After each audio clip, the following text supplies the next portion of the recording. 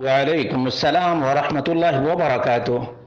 اللہ رب العالمین خیر و عافیت میں رکھے، مزید تحقیق کرنے کی توفیق عطا فرمائے۔ سوال یہ تھا کہ ایک روایت ہے، سبحان من زین الرجال باللحا، وہ ذات پاک ہے جس نے مردوں کو داڑھی سے مزین اور آراستہ کیا ہے۔ تو کیا یہ روایت درست اور صحیح ہے؟ اس کا جواب یہ ہے کہ ہوا حدیث موضوع، یہ موضوع اور من گھڑت روایت ہے، رغم اکثار الفقہاء ارادوا فی کتبہم، اگرچہ فقہا نے اپنی کتابوں میں اس کو بکثرت ذکر کیا ہے۔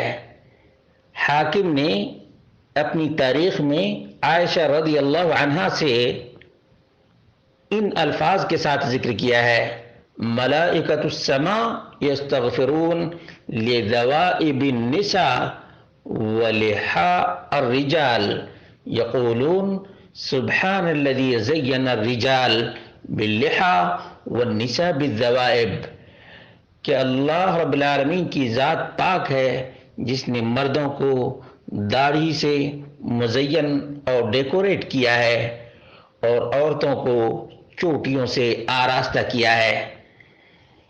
اس روایت میں حسین بن داؤد بن معاذ البلخی ہے، یہ متہم بالکذب ہے، جھوٹ گھڑنے کا اس پر شبہ ہے۔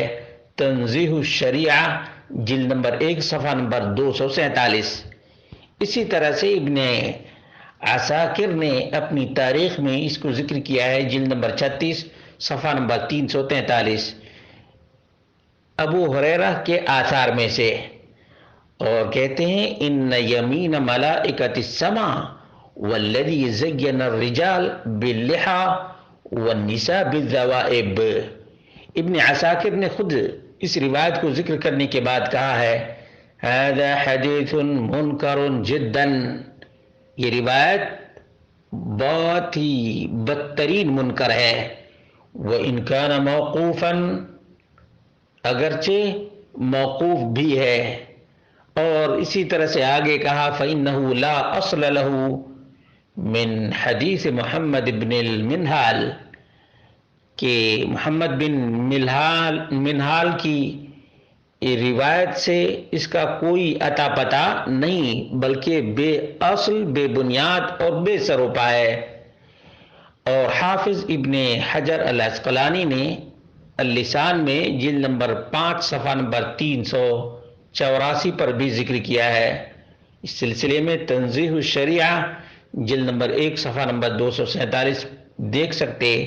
معلوم یہ ہوا کہ یہ روایت من گھڑت، بے اصل اور بے بنیاد اور بے سر و پا ہے، اس کی کوئی حقیقت نہیں ہے، مصنوعی روایت ہے۔ اللہ رب العالمین ہم سب کو مزید تحقیق کرنے کی توفیق عطا فرمائے، اور جو من گھڑت روایات ہمارے سماج اور معاشرے میں منتشر ہیں ان سے لوگوں کو آگاہ کرنے کی بھی توفیق عطا فرمائے۔